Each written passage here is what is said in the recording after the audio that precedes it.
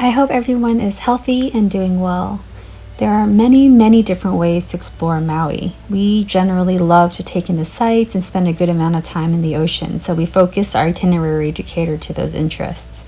I'll create another video soon on how I go about planning vacations, from logistics to planning tips to itineraries, activities, and even maps. Most of our first day was spent almost entirely in transit. Coming from New York, Maui is a long way from home. This was a fairly spontaneous trip planned just short of 2 weeks before we departed.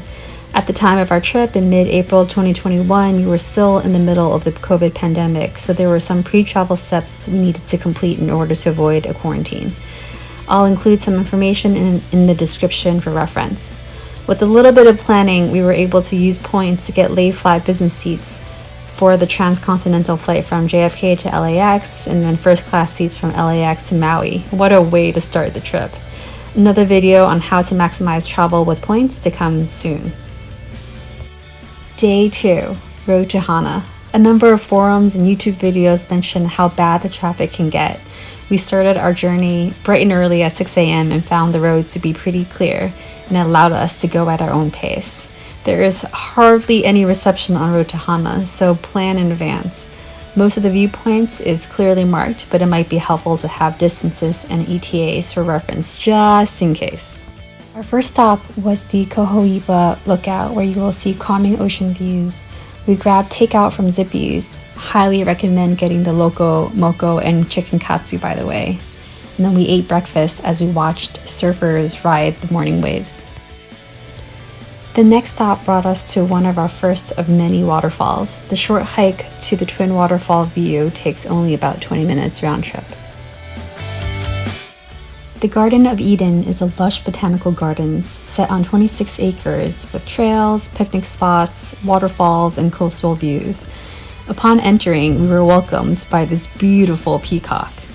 Walking around the arboretum felt healthy for my soul.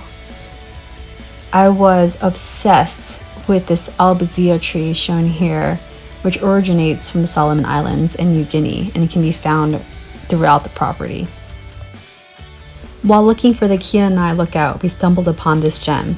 The Kaenae Arboretum is home to the rainbow eucalyptus tree. I've never seen anything like it. It almost seems like the colors are painted on.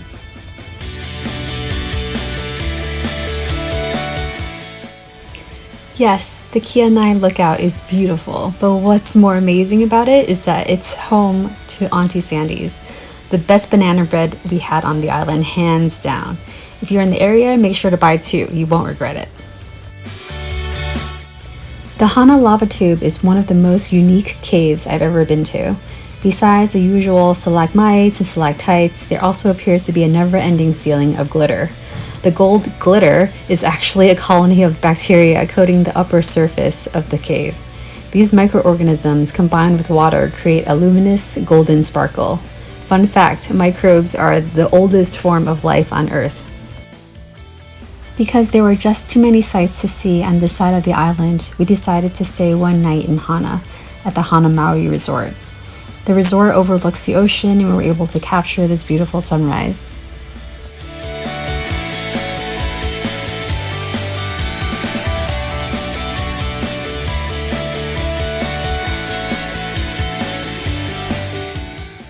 A few miles past Hana is the coastal side of the Haleakala State Park. The drive is rugged, with some turns having very limited sight, but it was such a unique experience. We honked often to let people know that we were making the turn. Some parts even felt like we were driving through a rainforest. We stopped to buy the Walua Falls and passed by the Venus Ponds. Our original plan was to go to the bamboo forest, but we were so enamored with the red sand beach we decided we had to spend more time there.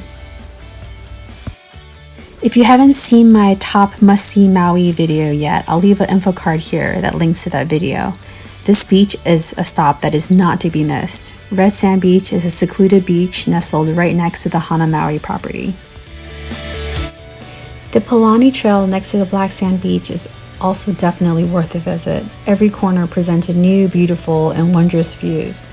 The rocks are pretty sharp though, so proper footwear is highly recommended.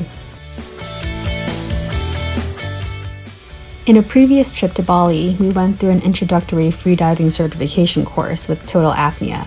So the next logical step is spearfishing, right? We really just wanted to understand the mechanics of it all. Luckily for the fish and my unwillingness to shoot, we didn't catch any fish, but we did meet a friendly turtle friend.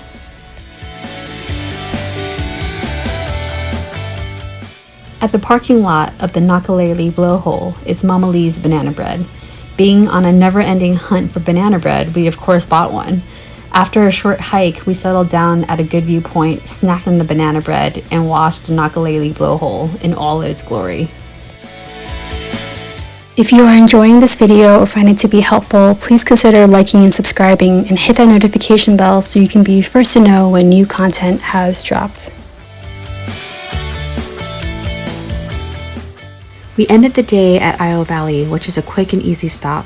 The hike is short, about half a mile, which includes stairs that take you up 200 feet in elevation. There is a stream at the bottom where you can stop to take pictures, play in the water, or just relax. Iao Valley is where the Battle of Kaenae was fought. It is known as one of the most bitter battles fought in Hawaiian history. In ancient Hawaii, legends told of a day when a great king would unite all the Hawaiian islands. King Kamehameha won a decisive battle at Iao Valley and would later unite all the Hawaiian islands under one rule.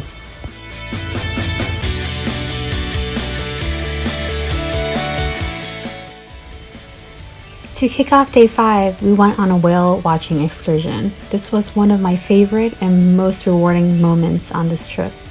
Luck was on our side. We were able to see a mommy, a playful baby, and an escort whale almost immediately. I'll link a card to my whale watching video, which has a lot more footage.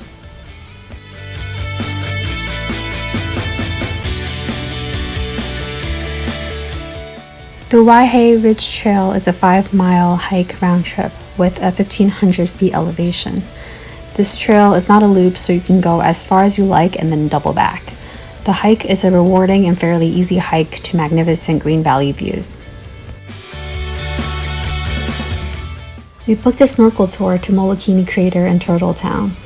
This 3-tiered catamaran was fully equipped with 2 slides, 1 diving board, all the snorkel accessories you can dream of, noodles, floats, boards, breakfast and lunch included. This was such a nice and leisure way to go snorkeling. We saw a lot of fish, octopus, and even eel.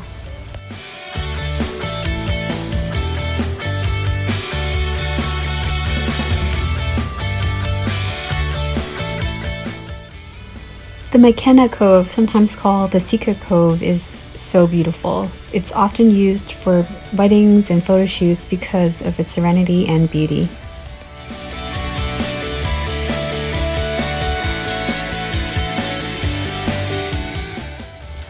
The white buildings that you see in the background is the Haleakala Observatory, Hawaii's first astronomical research observatory. The summit at Haleakala is above 1/3 of Earth's troposphere. We reserved the entire last day to thoroughly explore the Haleakala National Park. We decided to opt out of the sunrise since we already caught a beautiful sunrise in Hana. Quick tip, if you're planning on going to the Haleakala National Park, plan ahead. The sunrise viewing requires advance tickets. It can also get really windy and cold up at the summit. I would highly recommend bringing a fleece or jacket. We were only able to get through part of our planned stops since the clouds started coming in and visibility became non-existent. I'll include our full planned itinerary in the description below, including distance and elevation change.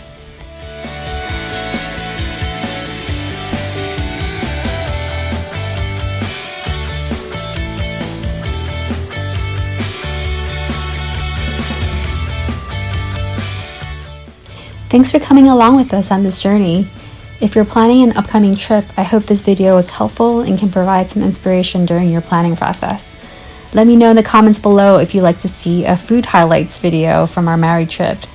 Stay safe and be kind to yourself.